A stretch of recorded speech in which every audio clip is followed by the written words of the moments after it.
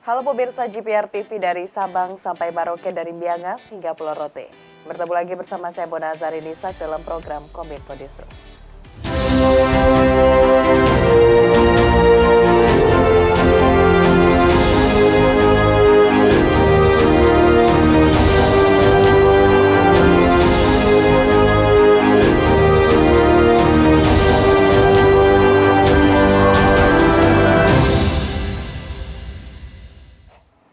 Pemirsa, kita ke informasi pertama. Hadiri pertemuan bilateral dengan Perdana Menteri Tiongkok Li Qiang di Diaoyutai State House, Beijing, Tiongkok. Presiden Joko Widodo apresiasi terkait dengan kemitraan strategis komprehensif antara Indonesia dan Tiongkok yang berkembang sangat baik dalam 10 tahun terakhir.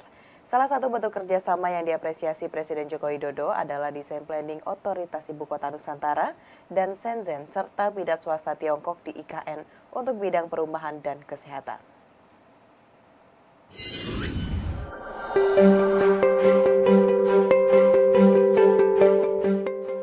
Presiden Joko Widodo menyampaikan apresiasinya terkait dengan kemitraan strategis komprehensif antara Indonesia dengan Tiongkok yang berkembang sangat baik dalam 10 tahun terakhir. Hal tersebut disampaikan Presiden Jokowi ketika melakukan pertemuan bilateral dengan Perdana Menteri Tiongkok Li Qiang di Diaoyutai State House, Beijing, Tiongkok, Selasa 17 Oktober 2023. Adapun bentuk kerjasama yang diapresiasi Presiden Joko Widodo, salah satunya adalah desain planning Otoritas Ibu Kota Nusantara dan Shenzhen serta bidang swasta Tiongkok di IKN untuk bidang perumahan dan kesehatan. Tiongkok menjadi mitra dagang terbesar Indonesia dan investor terbesar kedua Indonesia untuk saat ini. Presiden menilai dengan kunci utama perdamaian dan stabilitas kerjasama antar kedua negara ini dapat menguatkan kerjasama regional dan internasional.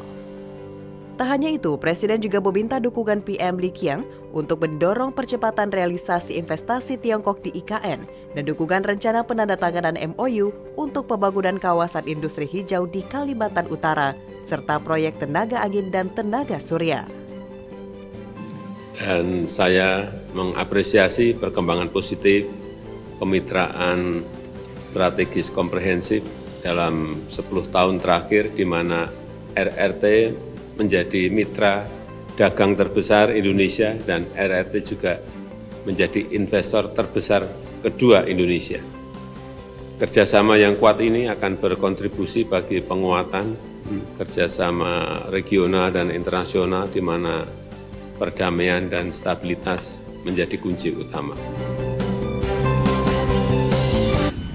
Menteri BUMN Erick Thohir mendampingi Presiden Joko Widodo dalam kunjungan kerja ke Republik Rakyat Tiongkok, Indonesia-China Business Forum. Agenda tersebut melihat permintaan Indonesia melakukan sejumlah kesepakatan kerjasama lebih dari 12,6 miliar dolar Amerika Serikat atau sekitar 197,8 triliun rupiah.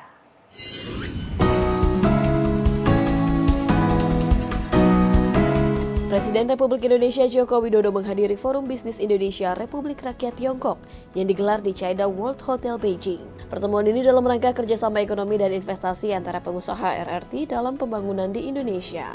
Menteri BUMN sekaligus Menteri Koordinator Bidang Maritim dan Investasi ad interim Erick Thohir menyampaikan, dalam Forum Bisnis Indonesia-China ditandatangani kesepakatan kerjasama senilai 13,7 miliar US dollar. Kesepakatan tersebut merupakan kerjasama antara sektor swasta di China dengan perusahaan swasta maupun BUMN di Indonesia, di antaranya IBC Indonesia, PLN China. Kenapa kalau saya lihat tadi kerjasamanya ini luar biasa.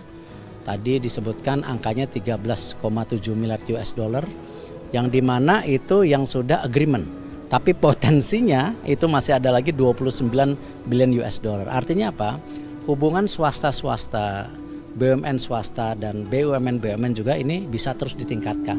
Karena memang kita ingin menjadi negara industri ya yang juga menjadi bagian supply chains daripada dunia. Sebagaimana diketahui, pertumbuhan investasi dari China ke Indonesia terus bertambah. Hal ini terlihat pada 2013, investasi China di Indonesia kurang lebih baru 280 juta US dollar. Kemudian saat ini sudah naik menjadi 8,6 miliar US dollar. Dengan teknologi di China yang maju, menjadikan investasi di negeri tirai bambu di Indonesia penting. Hal tersebut sesuai dengan upaya Indonesia yang tengah mendorong hilirisasi sumber daya alam dan ekonomi hijau. Menteri Erick mengungkapkan, dari 31 kerjasama yang ditandatangani pada forum tersebut, 9 diantaranya dilakukan oleh BUMN Indonesia. IBC, Indonesia Barte Corporation, itu membangun sama CATL industri baterai listrik. Tadi juga saya lihat ada PLN bekerja sama dengan PLN China, itu bagaimana perbaikan grid system lah, bahwa saluran listrik ya, karena memang kan ke depan yang namanya listrik ini harus hijau gitu. Nah, tadi kita lihat juga ada kemungkinan kerjasama juga bagaimana kita membangun hydropower untuk PLN. Nah, hal-hal ini yang saya rasa ini sangat optimis ya, dan ini sangat positif saya rasa, dan ini menjadi bagian bahwa kita memang harus terus dorong yang namanya pengembangan daripada industrialisasi di Indonesia gitu.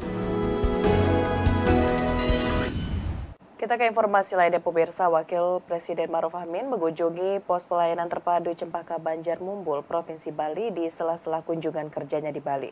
Wapres mengaku senang dengan kunjungan ini karena ia mendapat laporan tidak ada kasus stunting di wilayah sekitar posyandu tersebut. Wakil Presiden Ma'ruf Amin yakin pemerintah dapat mencapai target penurunan prevalensi stunting menjadi 14% pada tahun 2024 saat meninjau kegiatan posyandu Cempaka di Banjar Mumbul, Provinsi Bali. Wapres menyampaikan bahwa menurut data Kementerian Kesehatan, prevalensi stunting nasional saat ini masih 21,6%. Wakil Presiden optimis banyak daerah bisa menurunkan prevalensi stunting menjadi kurang dari 10% pada tahun 2024. Wakil Presiden juga meyakini Provinsi Bali bisa menurunkan prevalensi stunting sesuai target setelah mendapat informasi bahwa angka stunting di wilayah kerja posyandu Cempaka sudah 0 dan di wilayah Kabupaten Badung sudah turun menjadi 3,2%. Selain itu, Wakil Presiden optimis pemerintah Provinsi Bali dapat menurunkan angka kemiskinan ekstrim dari 0,54% menjadi 0% pada tahun 2024.